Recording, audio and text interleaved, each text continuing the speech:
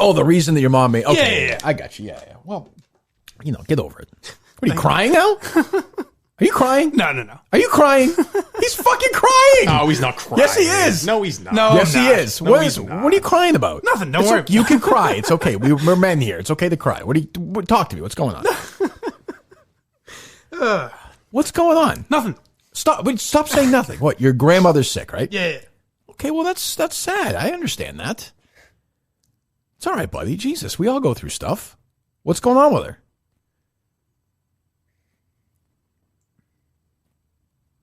You feel like an asshole now, Steve? It's not.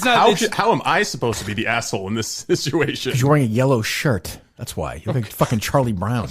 Oh, what a pussy. No, it's fine. Everything's fine.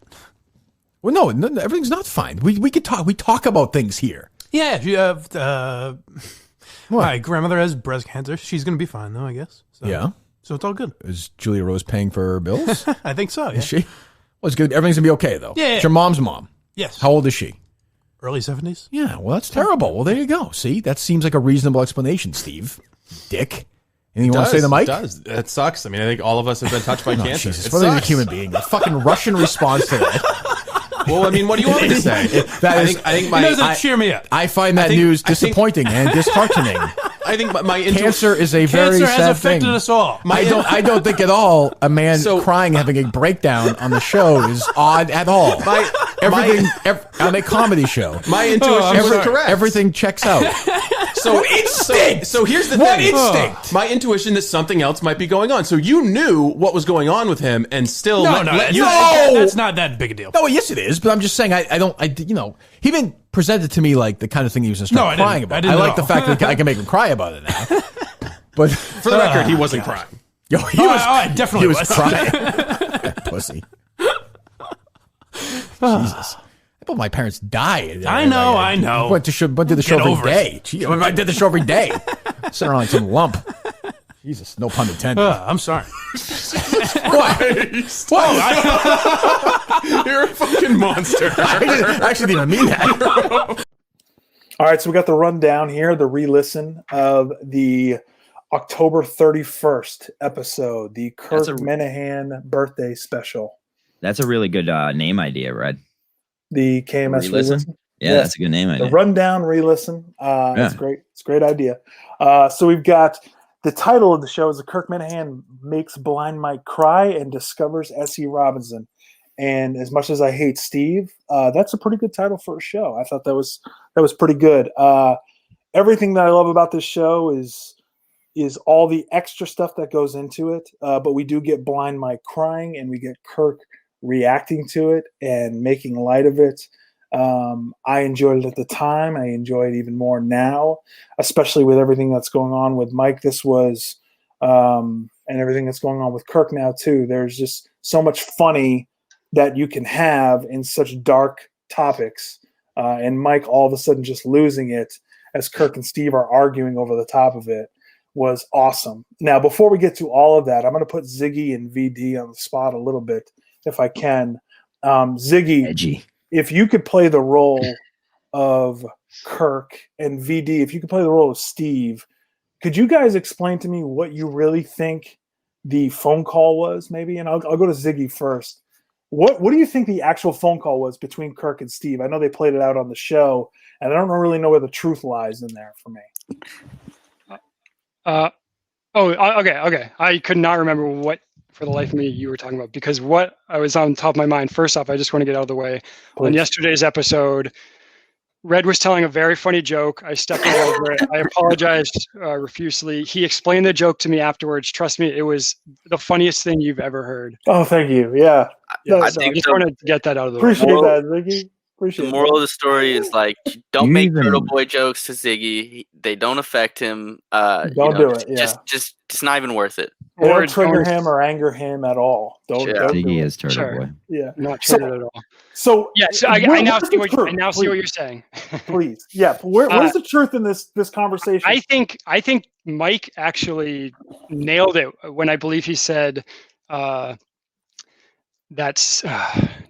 I can help you here. It's like I don't role play well. Don't put me on the spot to role play. He says He says that Steve was probably a little more critical than he's letting on, and that Kirk was kind of probably baiting Steve into it more than he let on. So I think the truth, I don't know if we'll ever know the truth. I don't even think Kirk and Steve know the truth. And you kind of get that like nice little preamble to Mike crying where they're kind of just like going back and forth, doing their own thing, having a lot of fun.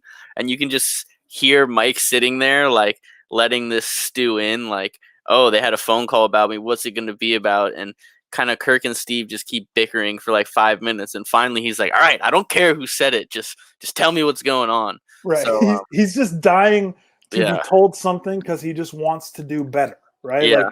Like what is the feedback here, guys? Just tell me what I can do.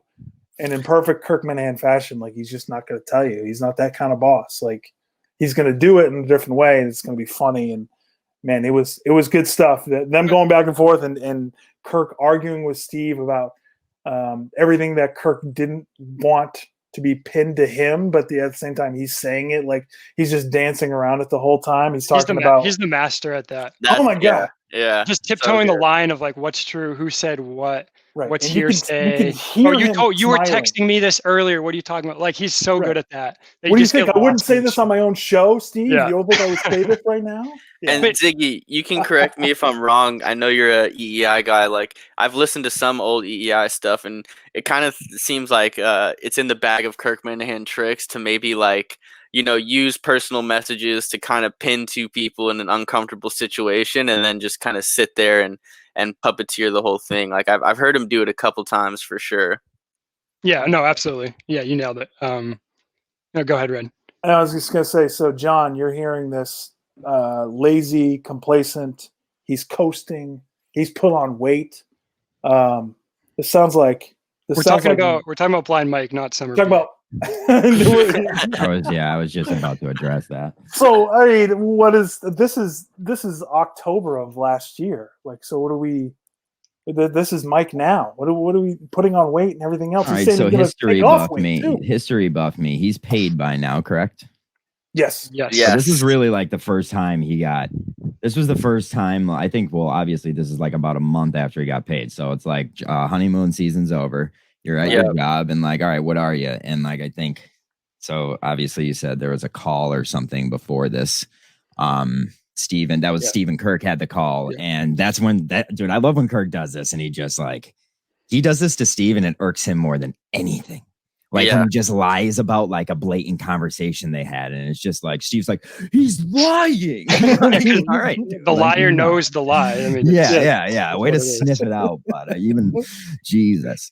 But no, I think this was kind of just like, all right, now you're getting your gut checked the first time at work. Like, all right, bud, like we hired you here. Like, the joke's over. And then Kirk made him cry. I mean, was Big Steve right? I mean, if we go back, I'm gonna give my guy credit, and we look at kind of all the things he said. I know the word coasting was thrown around, and that you know, Mike wasn't as talkative on the show, and he getting a little bigger. You know, fast forward 8 months into the future, 10 months into the future, and was Steve like spot on? I mean, so. I hate to give Steve credit, but you got to give him credit where it's due here. That's your second compliment of Steve of the show already. I know, yeah. So Warden of the North, my apologize. Okay, listen, I'm still a Steve hater, but you got to call it as you see it, so that way you don't just come off as a constant contrarian. Shout out to Mayo. Steve was right in this, but with that said, even Blind Mike could see that Blind Mike was being lazy and complacent and coasting and gaining weight. Although he's always shocked to hear these gaining weight.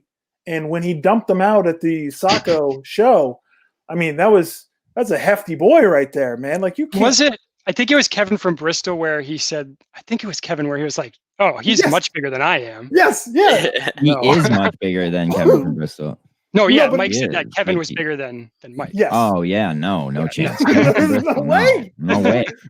How do you not know? Even if you're blind, like your pants don't fit. I mean, I know he wears shorts all the time that are elastic band, but how do you not know you're that big, bro? Like, this is a guy who's on the record who says he's fucking 4 to 5 times a week. So to me, like, I understand how a few pounds can sneak up on you, but in your most intimate moments are when you notice the smallest things. And Blind Mike is on the record as saying, he has sex 4 to 5 times a week. That's also true. I'm going to call that out.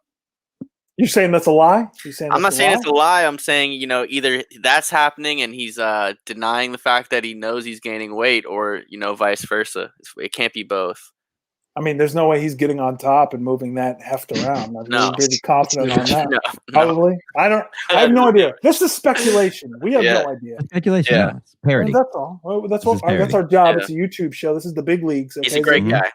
All right, he's a great guy. He's a nice guy. He's a really nice guy. This will ever make YouTube, right? Yeah. But from this episode, it's a Ziggy moment for me where I remember exactly where I was when I saw, because I think the show tweeted it out like Blind Mike has just cried or something before the show was out. Yeah. And I remember seeing that and just being like, oh my God. And then I remember like listening to the show, kind of like waiting for it. It was a long show. Coaster. Yeah. It was a roller coaster of emotions because Kirk was like, all right, I'm going to take 2 steps. And then I'm going to be like, is everything okay? All right, I'm going to take 2 steps. And then he was just like, wow. Like, oh, he's crying now. Like, and as soon as he starts, you just want to shake him. Like, don't do it, Mike. Yeah. And then you can do it. You're so close. Kirk's like, are you crying? And then he's like, do I embrace this, or is there a boy crying in my arms? And credit to my guy. He fucking embraced it, dude. He fucking embraced it. I love it. Like, fuck that, dude. I couldn't do that. I could, if like a dude started crying, I'd be like, oh Jesus, now we have to raise money for this guy. And Big Steve, he tried to bail him out. You could hear him. He's like, no, he's not crying. He's not crying. Like Big Steve felt bad. You could tell. He tried to give him a way out. And Kirk was just not having it. He's like, he's fucking crying. And then Steve had his totally robotic response to it as well. And then Kirk's just giving him shit. You're wearing a fucking yellow shirt. You look like Charlie Brown. Yeah. Oh, that's the best. Yeah, I don't know. Your fucking yellow shirt. I don't know. He has such a robotic therapist's answer. Where what did he say? Like, we've all been Kirk touched by cancer. Kirk treated like there was a puppy on the ground, like having a heart attack, and he's just like, I don't know, go fix it. Like, yeah. It was funny. It was funny. I mean, like, I know those moments Mike had where you just get that choke up because you're just like, I am an emotional wreck right now, and you're making me talk about my grandma. My grandmother has breast cancer. Yeah. I have a kind of a hot take. Like, oh, get out of here! Visualist is Meemaw kind of playing the Ben Robinson role from last episode? Where is Meemaw kind of the scapegoat here? One thing I miss about is Blind Mike crying about this critique of his performance, or is he crying about Meemaw? This is a build-up cry. This is a build-up cry because that's why I said the whole thing about Kirk. Like Kirk just literally danced around his castle and then just opened the front door and it was like, "Hey, I'm gonna make you cry now," and it was beautiful. It was like a ballet. I really think it was improv work from Blind Mike. Like he started crying and then he just kind of like, all right, I'm not gonna cry and say, well, yeah, you guys are shitting on me and I don't like it. Right. You're not gonna say so that. You don't think she even had it? No, I think she had it. I think it was just a little bit of improv, a little bit of and well played by Mike. He had to say something there. I agree with him in that sense. Like he can't say I'm having a bad day. He could have said I'm having a bad day, like that's the realest answer you could give right there. Where I think Kirk would have backed off. But I would have never done it's a bad day, bud. Yeah, I would have never done that. So I can't criticize Mike for tossing out Meemaw as I'm a huge proponent of crying. I would have bawled my eyes out. I'd be like, I could see him using I could see Mike using that and reading the room and using that as an excuse a little bit. I could see that. Absolutely. Because you think about it, he's at this point in the show, like he came into it. I remember he made a comment in one of the shows early on where he was coming in and thinking it was like going to be a traditional show where he's going to be the second voice and Steve's going to be the producer and Steve's going to do producer things in the booth and he's not going to be that second voice. So it's just going to be the Kirk and Mike show. And at some point in there, Mike was let down by that. And so he's in this room. He's in the room now where Kirk and Steve he's intimidated by them. He's intimidated by Steve's intelligence. He's intimidated by Kirk overall. So I could see him hearing about this conversation that they're having that he doesn't know. They've got this group text, I'm sure, that, Mike's only getting so much from. So this has got to be really intimidating for him, too, to hear this conversation is going down. He's like, what the hell's going on? What am I doing wrong? And yeah, it's funny if you listen to the show we covered yesterday, you know, from earlier on in the podcast existence, Mike is like, you'll hear himself describe himself as the second voice. You know, he shits on Steve. Steve's not funny. And then we kind of jump forward to a couple months later. And I think right around this October period is where things kind of started to change for Mike. Absolutely. So what do you think? About what? No. I see you're talking about crying Mike, and I love heard Barstool that. Sports. I heard something about how you think that Mima didn't really have cancer or something. Is that what I heard? Yeah, dude. Visualist that. Dave said Mima's not even fucking real, dude. That would be some shit. He said Mike didn't even have a grandma. This is coming from the guy, John, who made a joke about Mima dying, I think, last week. I made a joke about Mima dying every motherfucking day. No, I think Mima... I was going to say that. The best thing about Kirk being in the Discord was when he would just pop in there and be like, hey, guys, just got the phone call. Well, he was Mike's grandma got hit by a fucking car. He made a joke that day about being like a fat lump, and he was like, no pun intended. Oh, yeah. Because you can, like, Kirk cannot turn off his brain for thinking of like the worst possible joke to make, and you can just envision like the inner turmoil of do I do it, do I say it? My parents died and I wasn't sitting around like some lump. And I didn't mean it. I didn't mean that. That's the part where you wish this show was on video so you could have that and see him, because you can just hear him kind of grinning, and he's probably got this shit-eating grin like, I've got this joke primed up and ready to go, and he just right there just lays it on him. It was perfect, and Steve is just mortified by the entire thing. I think at one point Steve said that he was worse than Brandon Walker because they talked about the Brandon Walker altercation at Barstool too. So the one thing I was wondering though is why did Steve say that for the record? He wasn't really crying. I think he's trying to save. I mean, that's awkward. I think it was so obvious. Yeah, there was no hiding it. It was pretty obvious he was crying. He knew they weren't on camera though. Who knows? Maybe he was gonna edit it out. He's known to scrub audio, allegedly. True. But I think he was allegedly. How dare you, VD? It hasn't been. It hasn't gone through a court of law yet. You lose all credibility when Steve's admitted that he scrubbed audio, and you're still throwing allegedly. Well, there's a bigger picture, which I won't get into, and we'll just. VD's a Steve guy, man. I appreciate that, man. That's loyalty right there. So before we move on, Steve mentioned that he said something like, "Now we've all cried on radio." Yes. Yeah. So I don't know that audio early though, right? Hit Steve's cry. Yeah. So yeah, but I don't. What's funny to me, because I think the Minifan show may have played this. I don't know, but I went back to listen to Steve's last fill-in for Howie, where he cries, and the whole segment he's taking calls that are kind of giving him praise, and he's thanking, and he's teary, and then they go to break. They come back at the next hour, and there is a vet from Ipswich, Massachusetts on for a segment where he's taking calls from listeners asking about like their dog's diabetes. So it's literally like right after Steve is crying, he has to put on this face of, "Oh yes, Dr. Smith. Yeah, what do you think about Jimmy here? What do you think about his vaginal diabetes?" It's the funniest thing in content. Did Jimmy's vaginal diabetes ever get cured? I don't think so, because they don't think that's the thing that. I'm definitely not an improv guy. Yeah, okay. That was the best I could do. That poor fucking puppy, man. That is great. He like. Oh fuck yeah, that's great. Yeah, it's pretty funny. It's pretty funny Dude, to go back. I love that. I love that audio of Steve crying, because it's just, and then they were making fun of me. He's like, "Of course I was crying. It was my last day. They treated me really well there." Yeah, I remember. You just put in your memory card, robot, to cry that day.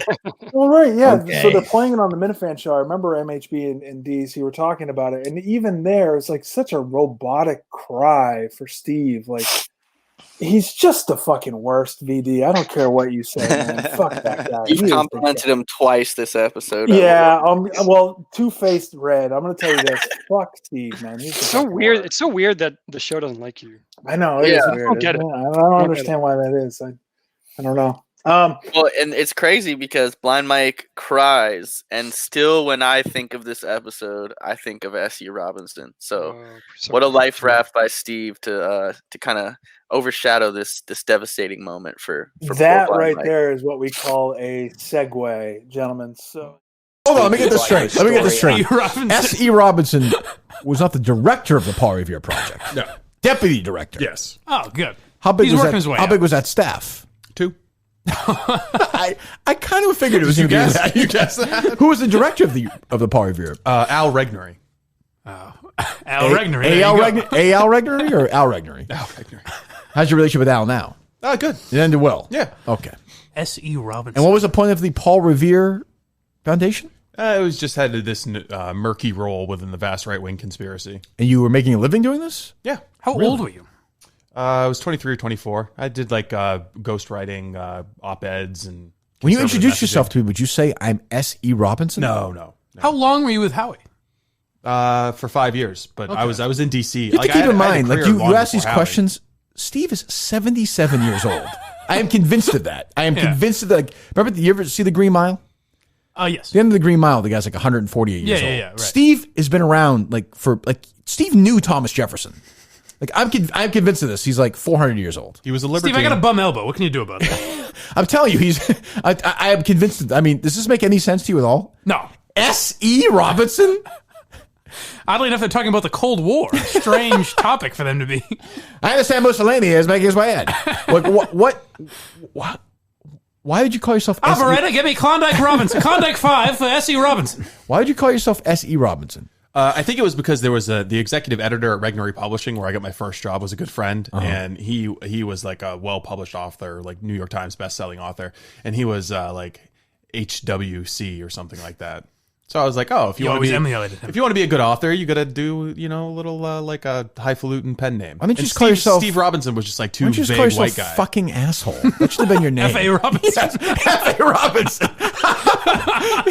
Is that better? Probably, yeah. We're joined by F.A. Robinson, the director of the Paul Revere Heritage Foundation. It was a short-lived nom de guerre. Oh. No, it's not. It's alive and kicking. F.A. Robinson. S.E. Robinson. Did you know that if people looked up S.E. Robinson was going to come back to life? They probably still won't be able to find it, to be honest. Well, you just pulled it up. I thought you said it was on YouTube, though. Yeah. Because I know how to find it. On YouTube. Yeah. Can't they just... I guess, how would they... Why are you hiding it? Russian TV, I haven't S.E. been hiding Robinson? anything. I've been leaving little trail of crumbs. What's the name of this show? For my birthday, please tweet that out from the show account right now. Okay. Thank you. Read about. So we got S.E. Robinson. We got the DC Sleuth. And I made a note of this. This was 3 hours into this show that this was given to us, this gift from the DC Sleuth, man. This was given out by Steve. He had referenced this before. And I don't know, Ziggy, you are a man who is a journalist and you've worked the back channels and you've exposed Steve before. I don't know if this was out there. We just know Ziggy's a journalist. He's a journalist. He is a Kirk Minihane show. He is Miniverse. He's a big Steve Sherlock Holmes investigator. He's a big J journalist. Doggo is what he is. Not enough praise. Keep it coming. Yeah. So this is coming out there. What I need to know, because I know that Steve had mentioned this in the past, and I never went digging for it. But he said there was some of the stuff that was out there before he announced this on the show, and they played some of this audio. Had you seen this? Because I know you were on the Star Trek stuff too for Kirk that you sent to Steve. No, this was before my parody account, which was before I really took the time to dive in because there wasn't really a reason to. Right. Like there was no clout that I could have gotten is what I'm trying to say. Right. Yeah, absolutely. So no, I hadn't. I knew it was out there. I thought it would be fun to eventually look into. The DC Sleuth, I have searched like the deep web, the dark web for that. There's no, you can buy the DCSleuth.com, which is what Steve said the domain was. It's totally gone. It wouldn't surprise me if that's just a name he came up like an Elias situation, a total red herring to throw us off the scent. That he was not the DC Sleuth. He had another name because I found no mention of that throughout the internet. When you're operating as part of the as a murky part of the vast right wing conspiracy, like you got to kind of keep that stuff close to your chest. So yeah, I agree with you there. I wanted to set this up for you, VD, because you are a Steve guy, and I appreciate that. And Steve's a really nice guy, and you're a really nice guy too. So I just want to put the quote was a private website that I would use to smear political candidates for money. That's the exact quote. How can you not love the guy? How shady is that? It's a crime. He worked for like the kind of company that like he'd be in like a movie and he's just the guy that like walks by, gets his brains blown out by a pistol, and then they could just keep walking. Like, like he has done this before he was like 22 too. That's the problem. Like, so VD was our guy. I mean, your guy, Steve Robinson. Was he participating in cancel culture in his DC sweep days? Was he out here smearing people and canceling them? That is not cancel culture. Was he influencing media? Was he moving the narrative around I mean, that's the politics game, you know. Get your big boy pants on. That's how we do it in politics. We play dirty. We sling mud. Totally accepted. Yeah. Yeah. Okay. Well, I wanted to put you on the spot there. It smelled like some cancel culture. No, he was writing articles, basically, you know, slanted articles, pieces, bashing Democrats, which is probably what that's what he does when he can't find a still image to masturbate. Blackmailing them for money. Yeah. VD. He again. Well, no, I don't think he's blackmailing smear political candidates for money. Yeah, I don't think he's blackmailing people. I think he's getting paid just to, you know, crank out some anti-democratic content, which is to me different than like he used a blog to hide behind a pen name to write politically motivated blogs in his world. That's not a pen name. What's the word? Nom de guerre. Nom de guerre. Yeah. There's a short-lived nom de guerre. Yeah, it's a short-lived. Yeah, no, it's not. It's alive and kicking. But I mean, what a gift from Big Steve to kind of give us this 2.5-3 hours into an episode. My big takeaway listening back to it was, wow, I really wish a Minifan found it, just because it would have like immortalized them, and it would have been a great scoop for a Minifan to get. But hats off to Steve for giving that to us, because this is really when I fell in love with Steve. You know, the birth of S.E. Robinson. When you start to peel back those layers to Steve, and he just keeps getting weirder and weirder when you don't think that's possible, that's what makes me love the guy. Right. And go ahead. I fall in love with Steve when he gets super business, like just like, no, Kirk, we need to make money. And that's what makes me love Steve. He's just like, I need money here. So the Warden of the North picks up on this, and then at that point, like for weeks after, he's just putting out all these different videos of him, and I think he still does it. And Tom just dunking on Steve every single video. So Chris, you're a guy who is coming from the WEI days of Kirk. 617-779-793-7. There isn't another producer that Kirk has had who has given us the gift of unintentional comedy of Steve Robinson. There's just no way, man. Like, not to Steve's level, but Chris Curtis was up there with unintentional comedy from him being drunk, but it wasn't at Steve's level. Steve's level, no one will top that. He's a Russian bot. There's no doubt about it. There's no denying it. He's a Russian bot, and he's also 100 years old. Even going back before to when Mike was crying earlier in the episode, his reaction, I forgot the exact words, but his reaction was so odd. And even Steve had called, or Kirk had called him out for it. He's like, that's just the thing a Russian bot would say. There's no doubt about it. He's a strange individual, but I gotta say, it made me think, because he was 23 at the age of doing all this stuff. Yeah, it made me question my own education level. Like, I was thinking, like, am I an idiot for not knowing all this shit and being able to go like know anything about politics at age 23? And I was convinced. I was like, damn, am I this much of an idiot? Steve gets off on that. That's exactly how he wants you to feel. He wants you to feel intellectually belittled and uninformed. It worked. It worked for a little bit. Until later on, listening to all the rest of the shows, my mind had changed about him. But at the time, I was like, Jesus, man, maybe I got to question myself. we get like a rare moment from Kirk too, where he kind of just like, he can't really believe what he's hearing, and then he's like, you know, he goes into what you said, 860, where he's talking about like, damn, like Big Steve had balls, like going to DC where he didn't know anybody, and just there's no way I'd be doing that. He's the DJK of Washington DC. Yeah, what were you doing at 21, 20, 19? Like, What's funny to me is, so you have a 23-year-old up and comer with a $5 haircut, and he's working at the Paul Revere Foundation. So Steve said the Paul Revere Foundation had one other guy. He was at least self-deprecating when he said that. Yeah. The other guy is literally 45 years older than Steve. Al. So it kind of makes sense where Steve's mannerisms and why he fit in so well with Howie Carr. Just that image of young buck Steve and 45-year-old or 78-year-old, whatever his name was. Al Regnerin or something. Yeah. Al Regnerin with these old men. And you got to think Big Steve's coming out of Bowdoin, like a super, kind of a liberal place. And he's probably got this chip on his shoulder where this is the first time he's letting those conservative guns fly. He's young, dumb, and full of cum. He's down in D.C. and he's just, influencing elections. Steve's fucking baby. Steve fucks. Yeah. Robots need oil up. As weird as we think Steve is, like, it doesn't even compare to how weird he must have been on the Bowdoin campus. You couldn't find a more liberal place. And to have Steve walking around there talking about his guns and everything else that he's writing in the Bowdoin Orient. Thank you, Ziggy. Don't get me started. Yeah, tip Ziggy on that. Everybody should go read those. Absolutely. They are so entertaining. They are so entertaining and so bizarre.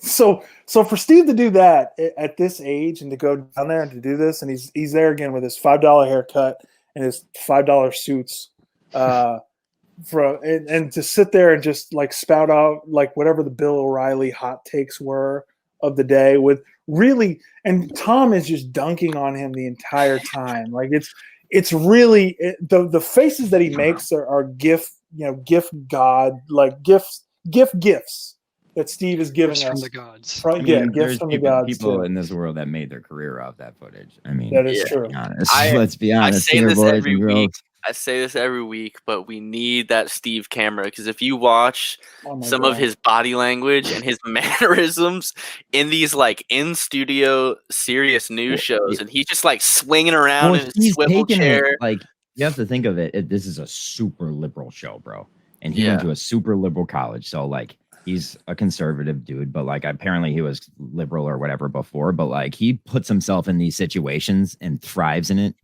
And you could tell by his body language, like he practices that shit. Like that's what gets him off. Like him against sometimes everyone. He jumps the gun and he starts the mannerism before the point's even been made because he knows what's coming and he already has that look ready. It's like when you're writing a paper you're really confident about and it just turns out terrible because you're just like, I just made no fucking sense.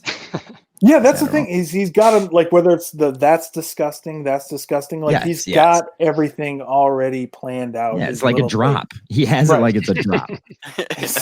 Fucking produce. He was born a producer. Came out of the womb saying 617, you're up. Yeah. All right. So I have to say, revisionist history earlier by VD. I think you said that this was a gift from Steve, which implies that it was an intentional gift. Am I understanding that right? Oh, yes. You think so that's definitely not true because Steve doesn't give this up. Kirk has to get it from him. And if this was truly a quote unquote birthday gift, like you're implying, why wouldn't he start the show with it? Steve's been holding on. Steve was holding on to this since he remembered that the character was there, or probably since he last brought it up. I don't think he had the instincts, or I don't think he was willing to be made fun of by releasing it until Kirk kind of pried it from him, which I think just says a lot about Steve, that he's not willing to go all in for the show and throw himself out there and let himself go. Because this should have been brought up much earlier, or at least saved for a day that they didn't have much content, not a packed episode like this one. I like this. I disagree with literally everything you said. I think it's a perfect example of his instincts. He had this ace in his back pocket. He was waiting for the right moment. If he plays it too soon, it's very possible that it just gets brushed by Kirk. He knew this show was something special. We've talked about how much amazing stuff there was in this episode. I think he timed it perfectly. He played it well so that it was at the end of the show and it kind of teased in more to tomorrow. I think it was just perfectly executed by Steve. And he didn't have to give it up. Like, people were. No, I mean, I guess he didn't have to, sure, but Kirk. I think he realized that Kirk would eventually get it from him, and I don't think it had been brought up for a while. Correct, which is why it's his you can tell it even caught Kirk a little bit off guard, where Kirk was like, wait, like it's on YouTube, you know? And so it's not even like Kirk brings great stuff out of people, but I think this was Steve kind of, you know, bringing this one out of himself, reading the room, waiting for the right moment, just played it perfectly. Yeah, well, I will say that he did give us the DC sleuth. So yeah, he threw that out because, like I said, it was a red herring. It's not actually right. the name of it. Yeah.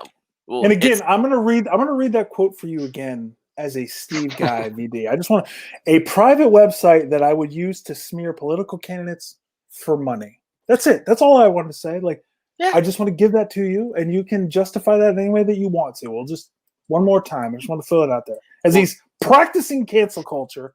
Right in front of us. No, it's not cancel culture. That's just a rock brain thing to say. He's doing politics. That's what you do. Some people troll on Twitter. Some people, you know, troll through like giant media companies to kind of influence elections and, you know, figure out what goes on in this country. That's Steve. Yeah. Steve is too highfalutin to just be trolling on Twitter. He's got his sights set on bigger things. You know, like I said, he's a big picture guy. Yeah, he would never have any burners or anything like that on Twitter or Reddit anywhere. He would never do something. Heavens, like no. That. No. And he's not too highfalutin enough to let this audio to just give this visual and audio out of him looking like an absolute moron. In his, you said $5 suits. They were like 5-cent ties. The ugliest ties I've ever. And yes, I will leave it at that. What's that warehouse? What's the warehouse suit store that they have online, or that they had like commercials for? Wherever that was, it's guaranteed where Steve got that. I know he talked about that before, but he had like $100 to his name, so he bought like these suits. Like, let's just say it definitely didn't come from Milton's. No, definitely they were Gould's distinctive clothing. Absolutely. Yeah. There you go. Milton's rival. Yeah. So this episode not only had these two moments, but also just. Again, it was very long. Again, we didn't get DC Sleuth and S.C. Robinson until the third hour of this episode. There was a lot in here. I took a lot of notes. We've got the Linda Marks Happy Birthday song. We get Kirk referencing Full Metal Jacket, and then it's pretty clear that Steve has no idea what he's talking about, the Happy Birthday song, and then just wastes everyone's time as he's looking for it and then just never finds it because he doesn't know the name of the actor. I'm glad you brought that up. Okay, so we've got that too, VD, by the way. I mean, I'm going to keep bringing up the Steve stuff every chance I get. So he's just wasting everybody's time. The birthday of Kirk Minihane, he's wasting. He's intellectually curious. If you say something he doesn't know, you know, he's instantly he's hungry for more knowledge. Like he knows. He's never seen the movie. He didn't actually Google until they had to repeat themselves. In fairness, I don't know that guy's name. I know his voice. I remember him from the History Channel. It's a perfectly reasonable train of thought, and right. But VD, if I ask you to look up something and you don't know it, you're going to say, Red, I don't know what the hell you're talking about right now. Exactly. You're not going to waste my time, but you looking it up and never actually looking it up. I don't know. I don't know if I can agree with that. Sometimes, you know, when someone makes a reference to something, you just kind of go along with it and you try to ride through. Maybe that's why I'm a Steve guy. The little lies, again, of Steve Robinson for no reason at all. Just lying to lie. Let's move on from these alleged lies. Let's get into some of the gems from this episode because, like you, I have a ton of notes. We already kind of we talked about, you know, everybody's been touched by cancer, that kind of robot response.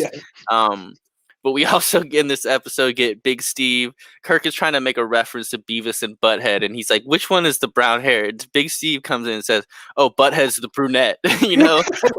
Just so...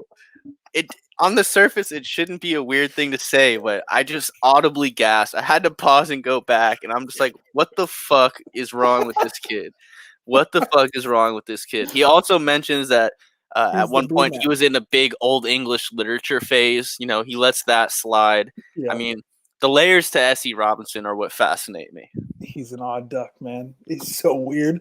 And you get Cynthia Dill and verse Mayo, R.I.P. Mayo. You get some of that. So you get like the first references to this Mayo jar that's online, who might be a critic or not. And then right. Well, Steve brings him up in a negative light to Kirk, and demeaning him, calling him a jar of mayonnaise. And then Kirk, I think, said like he seems like a bit of a critic, which I don't mind. So it's Steve just spot the lie. both of those things are true. It's not about the lie. It's about the presentation of the truth. Right. Sometimes that's just as bad as the lie, as Red knows. Thank you. Yes, appreciate that. So you get like those little things in there too in this episode. You get Rich Kelleher, who's in this episode. You get a little bit of his birthday wish in there too before Kirk immediately moves on, and then you get the planting of the seed of the lone survivor. This is like near the end of the Rich Kelleher experience for the show. Right. So it was interesting to hear that and hear them actually reference him on the show, which they typically, they don't do now, obviously. So you get like all that little stuff that we just, might forget about. Again, it's Red. I know you want to say it. You were on the show too. Go ahead. Go ahead and say it. No, I don't want to bring it up. I will say that I do remember, standing in my bathroom, one of my many bathrooms, and recording that with the Shawshank. That's a victory. Soundtrack playing for my Spotify. I thought you were going to say you were in your bathroom when you heard it doing something. Oh, else. Me too. What? It was a great cut, and you got praised for it. So that's true. Well done. It almost brought a tear to my eye listening. Those were the good old days, man. When I was actually liked by the show, it was nice. It was good. It was just Red, man. It was awesome. Just good time. simpler times. Simpler times. It was back when I was a fan of the show and actually listened to the show. But now I'm just a cunt, I guess. A lot of people that were mentioned this episode flew far too close to the sun. Oh, we did almost all of them, right? Matt from Providence. Yes, we did. Doesn't he get some Barstool Advisor was mentioned. Yeah. Which he referenced himself as the Warden of the North in Discord. I don't know. Yeah, that was controversial. That's not good for him. Yeah. And then he's called a brother at the end. Summer BA would probably do that. I don't know if Autumn BA would call it Kirk brother at the end, but only time will tell. Yeah, that's true. But I love the episode for all those different things, man. Like it gave us everything. I love the Roman swipes. Again, they were, talked about that, and Two Pump Chump was there. Talked about I guess the powdered munchkins and how that would be compared to the Roman swipes. It was just, this episode had everything for me, man. I loved it so much. One thing that stuck out, Mike was talking about Robin Quivers, Howard Stern's sidekick, and he said he was talking about how she ruined the role of women on radio. And the quote was, she has a very specific role where she laughs at Howard and kind of agrees with him. Yeah, right. Where have I heard that one before? So I don't think she ruined the role for women broadcasters. I think she ruined it for sidekicks. Yeah, but he then just goes on to make the distinction that she actually had talent. So I think that's kind of what sets her apart. Another little gem in here. I don't know if this debate picks up until later, but we get Kirk saying he's never been to Wendy's, which was foreshadowing. Yep. Yeah, a little bit of foreshadowing there. And we mentioned it a little bit earlier, but this is the episode where they're reacting to Brandon Walker pushing Devlin in Barstool. They're kind of giving their takes on that, and a very underappreciated Big Steve line. He just lets out "That's assault, brother." And unfortunately, Kirk talks right over it, but it would have been a great drop. We get to see, Essie's sense of humor start to develop and, settle into the show. In these first episodes that we've covered, we do get Murchison references, and we also get the Riccio references too. So those guys are hanging out there causing problems. And that made me think of everything that's going on now and what Murchison is doing, hanging behind the scenes, doing whatever it is, and where Kirk is at now because of that. Probably it's just so it made me happy in a lot of ways to hear the episode. It makes you think about what's going on now too. It makes you a little sad. So this episode had everything, man, as every Kirk Minihane show does. An all-time episode for sure. It also had one other potential Steve lie we glossed over. So they're talking about bad radio. And Steve said this multiple times. I think Kirk asked something like, "How do you find this?" or "Where did you get this?" And he said, "I just Google radio stations state to state and look for the cheesy segments." Do you really think that's maybe it's not a lie, but it sounds like the worst use of time that an executive producer could have when you have interns, when you have fans looking for bad radio? That does not seem practical to just Google radio stations state by state and just look for the cheesy segments and listen for hours until you find a good cut. Right. Do you think that's what he's doing, VD?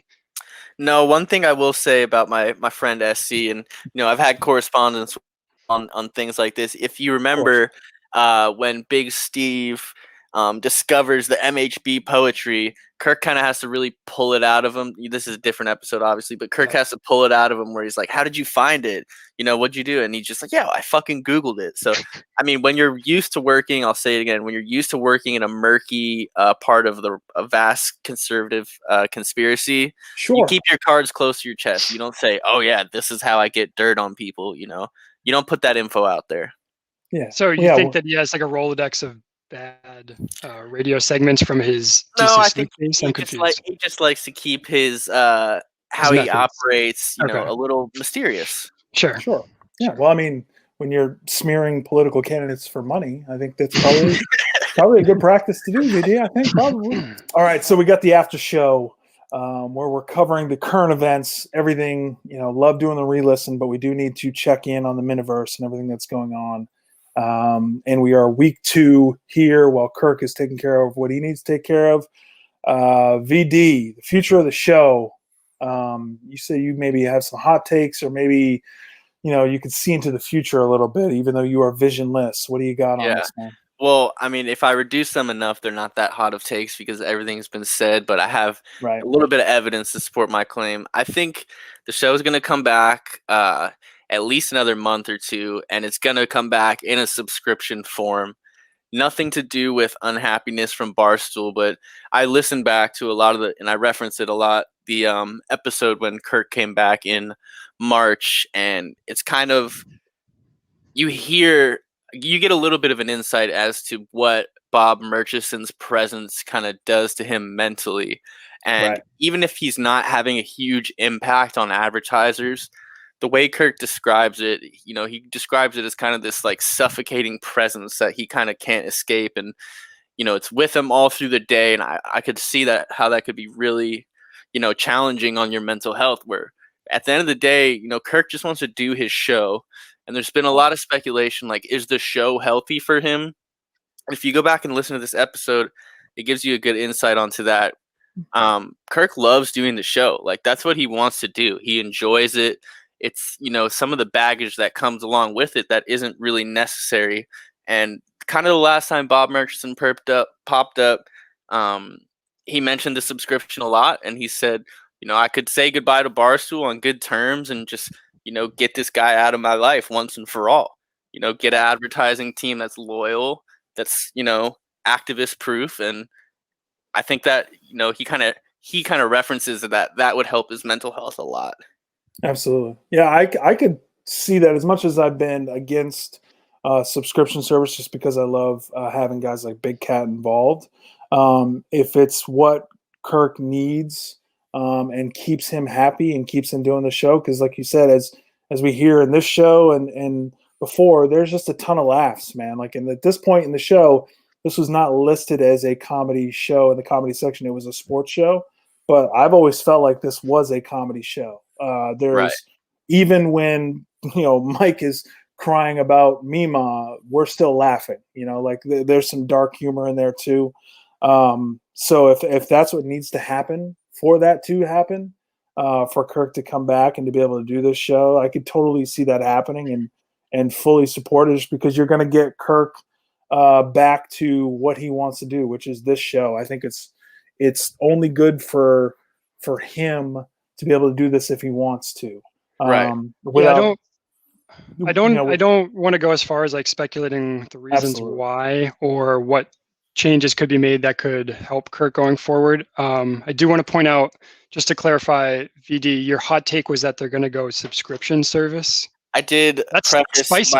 That's some spicy stuff. I did preface my hot take by saying if it's reduced enough. I don't think a lot of people are looking for like, oh, the solve of this hiatus is going to be subscription service, because the problem right now isn't with Barstool, but indirectly it is, because he can't get, as long as he's at Barstool, Bob Murchison's going to be able to kind of linger in the shadows and be a jackass and do what he loves to do, which is try to destroy Kirk's life. And so I know last time, fully insulate yourself. Absolutely. Yeah. And last time the subscription came up, when it was more Barstool related. I remember there was even the resolution of like Barstool helping him do a subscription in some way. I have no idea business wise how that works, but I do predict a cordial splitting with Barstool coming up and a subscription service launching straight out of the hiatus. Well, okay, so I'll say this. I'm going to pass it off to Ziggy. I think this is great news for a number of reasons. If I'm going to add to this hot take, I will say that I think this is going to be a pool of the resources of Jerry Callahan, and this is going to bring Dave Cullinane into the mix. When they go subscription service, I think it's going to be this small little thing where they're going to have multiple shows, and it's going to be a network of sorts is what I think is going to happen. And the best part of this, and the plus for Ziggy, is that more Turtle Boy gets involved in this. So I am like physically, good news for you, Ziggy. More Turtle Boy. I'm physically unwell thinking about a world where I'm paying money and part of it's going into Turtle Boy's pocket. So I am totally on board. Like 860, our gone but not forgotten friend said, yeah. I will pay for however much and wherever Kirk goes, but Turtle Boy's there. That's going to be a tough sell. That's tough. I just can't get over how this is a hot take. I mean, sorry, I'm distracted by that fact. This is what everyone's been saying, right? It's not a hot take. No, I think this is VD's take. I'm going to give this to him. Okay, show me someone else right now on Twitter saying that the end of the hiatus will coincide with the launching of a subscription. That's what I'm show me those takes. You can edit this and make it your own, VD. This is not hard. Yeah. You put a timestamp on this, or excuse me, you can put your little @Vision Dave on this. Ziggy, let's see. Put your money where your mouth is. Ziggy, what's going to happen in the next 6 weeks, Ziggy? Well, again, I don't want to go touch that because obviously we're. Well, nobody's playing armchair. But I'm not speculating. By the way, everything I said. That's I don't even want to. I don't even want to say it. I will call that, and I will raise you this. Oh. Steve from Providence will have a full-time role on the show in some capacity in the next 12 months. And I say that, I guess I'm not really predicting it. I'm wishing it into existence because I think he has what Mike has, but more. Because Kirk respects him where he doesn't, he respects him to a point. He doesn't respect Mike. And I think that hurts with the chemistry on the show. And I don't think it's a surprise to say that he doesn't respect Mike. It may be a surprise to say he respects Steve, but they're a similar age. He respected him enough to bring him into studio, the 104.1 to do the radio.com podcast, which Kirk respected him enough to listen to him and get him to leave radio.com. I just think he'd be ideal for the show because he's willing to totally put himself out there. He told that story on the OGs about flipping the table at his ex's house. That would be a goldmine for Kirk. Mike went the much anticipated dinner with Alba's parents, and Kirk did everything he could to get content out of it, and he couldn't even get 20 minutes because nothing happened. There's nothing there. I think, what do you think? Do you think I love that take. I don't know about full-time member just because I think it's different when you're doing it 5 days a week. But if you're going to have a rotating cast of people coming in and out, or Kirk has always mentioned he wants a guy that he can kind of send around to do stuff. And I agree. I mean, Steve from Providence, when you peel back the layers, it gets more and more interesting. When you peel back the layers of Mike, there's nothing there. There's nothing there. So if I'm hearing this correctly, Ziggy, breaking news: Steve from Providence is going to be part of the show in the future, and Mike's not going to be a part of the show in the future. Is that what you're saying? That's TBD. You got to stand by your take. I think you stand by this take. Don't you backpedal. Don't you backpedal. I think he would because I think Kirk's nice enough to kind of keep him around. And I know Mike will not listen to this because it's on the YouTube. And it's not like his Jay Gomez podcast or whatever he listens to. That's true. And we're not B-list or A-list Minifans as well. Having said that, I do think he has value on the show. I think if you have, I wasn't a big Stern guy, but from what I understand, he had a lot of voices in the room that could chime in. And Mike is really good at riffing, but he just falls flat on like everything else. So I think if he's there, he can chime in when he needs to. But I think if you also throw a Steve into the mix and you also throw, this is not a hot take because other people were saying it. That's the definition of a hot take, VD. If you throw in Ted Sellers to the mix, he's the guy that Kirk's talked about, go out and embarrass people, do the man on the street behind type the stuff. scenes type. I mean, yeah. I don't want to say it, but I'm going to say it. Ted is way quicker than Mike with the jokes. True. So I don't know. I'm just spitballing. I'm just throwing stuff out there. It's the end of the show. No one's listening, so I won't get in trouble for what I'm saying. But that's also true. Although I will say, Ted did Carlos Mencia you on Twitter and take one of your jokes. I think. Yeah, and I don't think he realized that I was joking when I said that. I felt kind of bad. Yeah, I don't think he got that joke. I thought that was. Don't worry, I DM'd him. Yeah, I was about to say. Gentlemen, thank you. This was the rundown. This was the re-listen. Thank you to Chris. 860, you're up. Good dude. Sheldon. Difficulties. Sheldon, as always. 6177779. Sheldon, as always. We will be back next week. We will do some more re-listens. This was fun. Minifans, take care of yourselves. Kirk, we love you. Hashtag thank you, Kirk. Steve, you're a terrible human being. Mike, be better. Lose some weight. That's it. Peace and love.